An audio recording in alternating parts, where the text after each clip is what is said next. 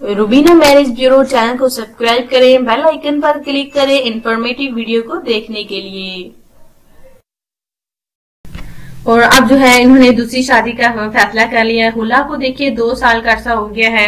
अब जो है इनके वालिदैन चाहते हैं कि उन्होंने पहले ही खानदान में शादी करके बहुत ही बड़ी गलती की, और बाकी बच्चियों की शादी देखिए, एक ही बेटी की शादी खानदान में ही हुई है, वो माशाल्लाह से सेट है, खुश है, लेकिन अमीरा जो है वो अपनी शादीशुदा जिंदगी में बिल्कुल खुश नहीं थी। और बाकी एक बहन और एक भाई की भी शादी देखिए आउट ऑफ फैमिली से हुई है। जी हाँ, और माशाल्लाह से वो भी अच्छे खासे हैं, खुश है अपने घरों में। और अब जो है अमीरा चाहती है कि ये आउट ऑफ फैमिली में जाएंगे, आउट ऑफ फैमिली में शादी करेंगी। अगर आपको इतराज नहीं है, इनकी भी कोई डिमांड नहीं है रिश्ते के वाले से, बस चाहती है कि शरीफ इंसान हो। जी हाँ, पढ़ा लिखा हो, नई सोच का होना चाहिए।